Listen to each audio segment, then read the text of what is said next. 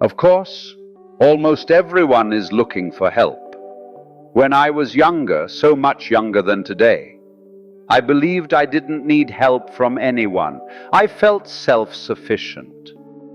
But as time passes, a certain sense of helplessness appears.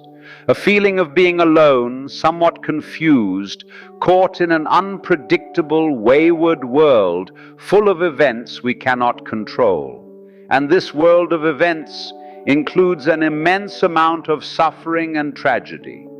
Naturally, we begin to wonder why we are here, how we came to be in this situation, and what, if anything, we can do about the capital P problem of capital L, life.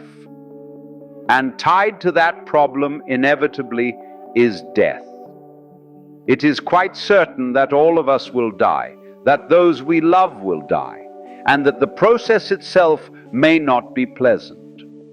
So the question arises, is there any way to master this situation? Human beings try many approaches to escape the predicament of being a lonely, isolated consciousness standing in the midst of a vast and wayward world that is distinctly not self. One common strategy is to try to beat the game materially by becoming wealthy or powerful. Another is to turn to technology in an attempt to eliminate hunger, pain, sickness, and discomfort. Yet if you observe carefully, you'll notice something peculiar. As soon as we achieve one of these goals, we're still not satisfied. Suppose you believe that a higher income would solve all your problems. Then you get that increase, and yes, there's a pleasant feeling for a few weeks. But eventually it wears off. And if you stop worrying about debts, you simply begin worrying about your health. There is always something new to worry about. This leads to a startling realization. The real problem of life does not lie in your external circumstances. You worry no matter what your circumstances are. The problem lies in what you call your mind. So you wonder, is there some way to control the mind so that it stops worrying? And if so, how would you do it? Some people will tell you that the solution is to think positive thoughts, to remain peaceful, to breathe slowly, hum softly, and repeat affirmations to force yourself into a calmer state. But unfortunately, this method often fails, because deep down there remains a nagging suspicion that you're merely hypnotizing yourself, putting on a mask of peace and whistling in the dark to keep fear away. And so you begin to realize that this whole matter of controlling the mind is not a simple or superficial undertaking. You might be able to smooth the surface ripples of your consciousness for a moment, but beneath that lies a vast, unpredictable realm of the unconscious, rising and erupting just as unexpectedly as events in the external world.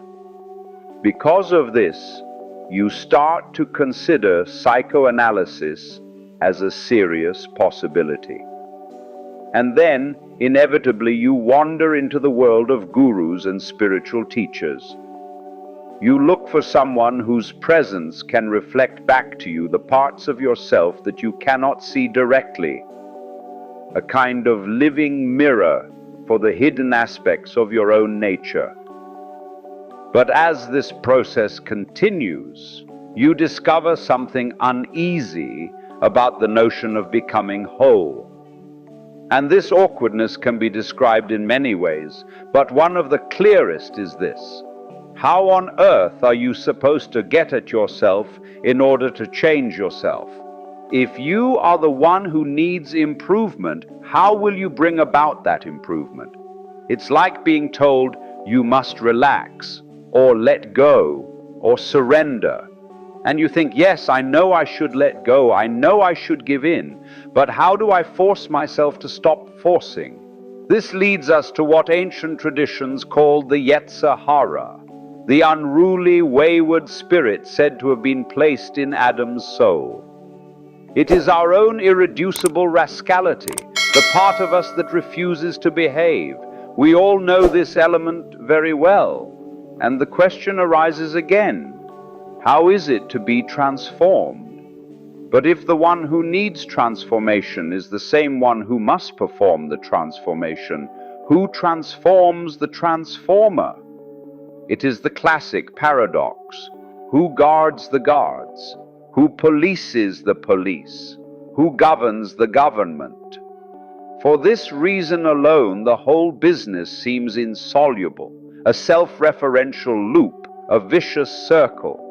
And so we hear a great deal about the existence of two selves, the lower self or ego, and the higher self, often called the spirit or the Atman.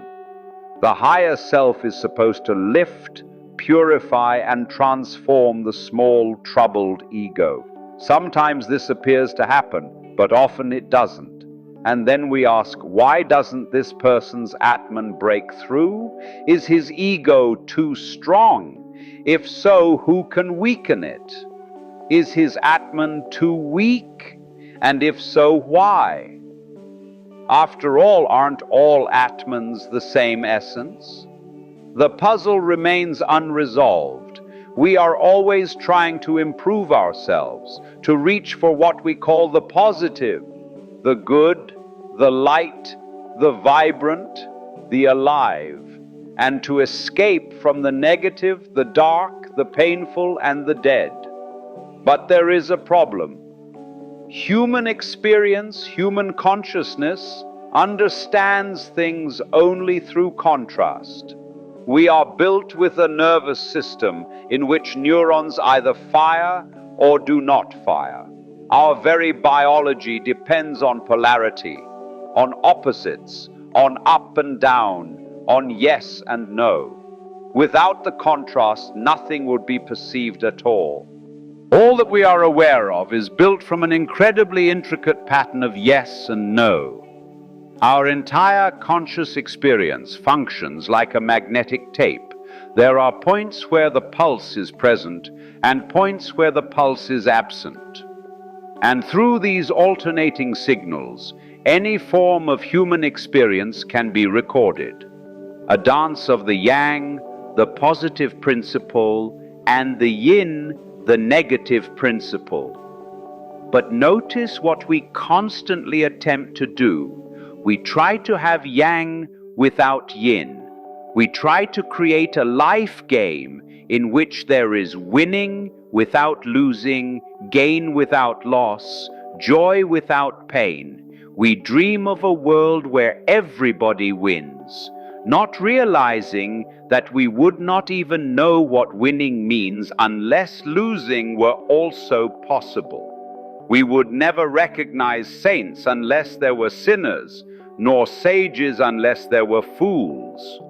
There is simply no escape from this paradox, and this is why the more you succeed, whether in the so-called worldly sense or in the spiritual sense, the more you feel that something essential hasn't changed at all. No matter how high you climb, you sense that you are still standing in the same place. So you imagine that there must be some kind of escape from this dilemma.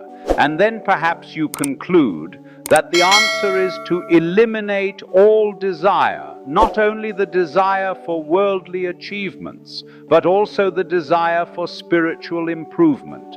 The Buddha, after all, taught that desire is the root of suffering, and suggested that if desire and clinging cease, suffering will cease with them. But if you go off and attempt not to desire anything, you very quickly discover the contradiction. You are now desiring not to desire. You have turned non-desire into another craving. And so, almost immediately, you find yourself caught in yet another loop. You then encounter the suggestion, especially in Taoist philosophy, to practice non-doing, what is called wu-wei, non-striving. But soon you discover that it is extraordinarily difficult not to strive. You find yourself trying to not try, which is simply another form of effort. Eventually you come to a bleak but illuminating realization. You cannot attain liberation from the swing of opposites, either by striving or by refusing to strive. Neither approach works. Both collapse under the weight of their own contradictions. And from this, you finally learn something essential. You cannot force yourself into clarity or peace by an act of will. You cannot concentrate on purpose. Concentrate. As you begin to see the impossibility of transforming yourself by effort and the impossibility of transforming yourself by no effort, something subtle and unexpected starts to appear. It is a small opening, almost like a crack in the wall you've been pushing against your entire life. And through that opening, for the first time, you glimpse the truth that has always been there. The problem was never you. The problem was the assumption that you were separate from the process of change. You imagined yourself as a little pilot inside the body, a manager behind the scenes, a thinker behind the thoughts. This inner controller felt responsible for fixing the mind, disciplining the heart, improving the character. But when you look closely, you cannot find this controller. You find only thoughts happening, feelings happening, impulses arising, breath moving, and no one who commands them. This is why the harder you try to force change, the more nothing happens. It is like trying to bite your own teeth or lift yourself into the air by pulling on your own hair. The self that tries to change is the same self that needs to be changed. A perfect paradox. And when you finally see this paradox clearly, something softens. The desperate urge to fix yourself loosens its grip. You stop treating life as a project to be conquered and begin to sense it as a movement to be joined.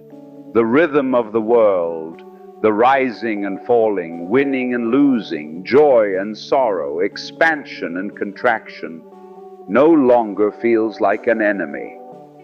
It feels like a dance. The moment you stop forcing reality, you notice that change happens by itself, effortlessly, like a tide returning to shore without being commanded. Clarity appears, not because you chase it, but because you stop chasing anything. Peace emerges not because you construct it, but because you cease disturbing the still water of your mind. This is not passivity. It is alignment. It is the realization that life is not something you master. It is something you meet, something you move with, something that transforms you precisely when you stop insisting on being the one who transforms. In that moment, the problem dissolves, not solved, but seen through, and you discover what sages meant when they said, when you let go of trying to be free, freedom arrives.